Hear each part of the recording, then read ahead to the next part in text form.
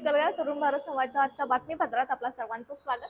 कोल्हापूर आणि जिल्ह्यातील राजकीय घडामोडी, आंदोलने तसेच महत्त्वपूर्ण सामाजिक विषयांचा आढावा आपण घेणार आहोत। शेतकरी आक्रमक, शक्तीपीठ महामार्गाविरोधात कोल्हापुरात जिल्हाधिकारी कार्यालयावर धडक मोर्चा। कबनूरमध्ये तणाव, फलक फाडल्याप्रकरणी रास्ता रोको। माद्याळ हुडा वळणावर अपघातांची मालिका सुरू, 6 महिन्यात 45 अपघात। आता पाहूया ठळक बातम्यांचा सविस्तर आढावा। शक्तीपीठ महामार्गाला विरोध करण्यासाठी आज कोल्हापुरात शेतकरी आणि शक्तीपीठ विरोधी संघर्ष समितीने जिल्हाधिकारी कार्यालयासमोर जोरदार निदर्शने केली आहेत। यावेळी परभणी आंदोलकांवर झालेल्या घटनेचाही तीव्र शब्दात निषेध करण्यात आला।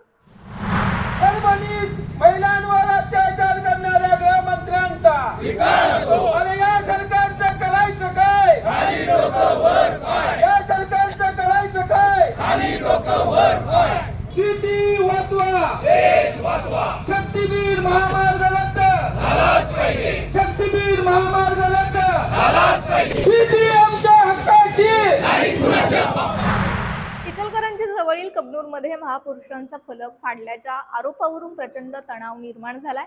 या घटनेच्या निषेधार्थ हिंदुत्ववादी कार्यकर्त्यांनी रास्ता रोको केला। आंदोलकांनी संबंधित महिलेवर गुन्हा दाखल करण्याची मागणी केली असून कारवाई न झाल्यास इचलकरंजी आणि कबनूर बंद ठेवण्याचा इशारा दिलाय।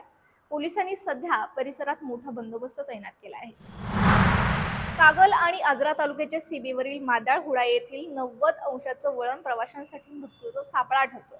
गेल्या 6 महिन्यात इथं 45 पेक्षा जास्त अपघात झाले आहेत। अनेकांना अपंगत्व पत्करावं लागलंय। सूचीदर्शक फलक नसल्यामुळे नौके चालक गोंधळात पडतात आणि वाहने पडतात। भर रस्त्यात तलवारीने केक कापून त्याचे रील्स सोशल मीडियावर व्हायरल करणाऱ्या आदित्य गायकवाड या 19 वर्षीय तरुणाला स्थानिक गुन्हे अन्वेषण शाखेने अटक केली आहे। गोकुळ शिरगाव येथील ही घटना असून पोलिसांनी या तरुणाकडून तलवार आणि दुचाकीसह 1,40,000चा मुद्देमाल जप्त केलाय। मिरजे तालुका हातकणंगले इथं जिंदाल कंपनीचं बनावट नाव वापरून पत्रे तयार करणाऱ्या महावीर परीट याच्या दुकानावर पेठ वडगाव पोलिसांनी छापा टाकलाय। कॉपीराइट कायद्याअंतर्गत ही कारवाई करण्यात आली असून 24,000 रुपयांचा मुद्देमाल जप्त करण्यात आलाय। यात्रेसाठी बाहेरगावी गेलेल्या सनी वासुदेव यांच्या नागदेववाडी येथील घराचं कुलूप तोडून अज्ञात चोरट्यांनी 3.5 तोळ सोनं आणि रोख रक्कम 5,000 रुपये असा एकूण 2.5 लाखांचा मुद्देमाल लंपास केलाय। करवीर पोलीस या चोरीचा अधिक तपास करत आहेत। कागल तालुक्यातील बोळावी इथं स्मशान रोड परिसरात रात्री बिबट्याचं दर्शन झालं। विजय पाटील या ग्रामस्थाने धाडसानं या बिबट्याचा फोटो काढला। वन विभागाने या परिसरात ड्रोनद्वारे तपासणी सुरू केली असून ग्रामस्थांना सतर्क राहण्याचं आवाहन केलंय। दाजीपूर अभयारण्य, माणगाववाडी आणि चंदगड परिसरात काल संध्याकाळी वादळी पावसानं हजेरी लावली। यामुळे ऊसतोड मजुरांच्या पालात पाणी शिरून नुकसान झालं असून कडधान्य मळणीलाही मोठा फटका बसला आहे। कोल्हापूर म्हटलं की हौस, त्यामुळे रांगड्या कुस्तीसोबत म्हैस रेडको पळवण्याच्या शर्यतीही याच शहरात होतात आणि त्याला ओसंडून वाहणारा प्रतिसाद सुद्धा इथंच पाहायला मिळतो।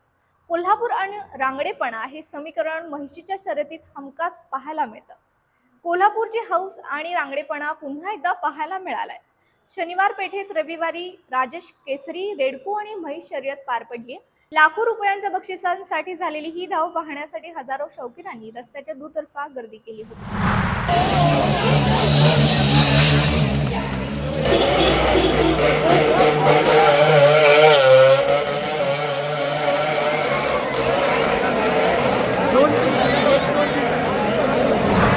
तर या होत्या आजच्या जिल्ह्यातील ठळक घडामोडी। अशाच वेगवान अपडेट्ससाठी पाहत रहा तरुण भारत संवाद।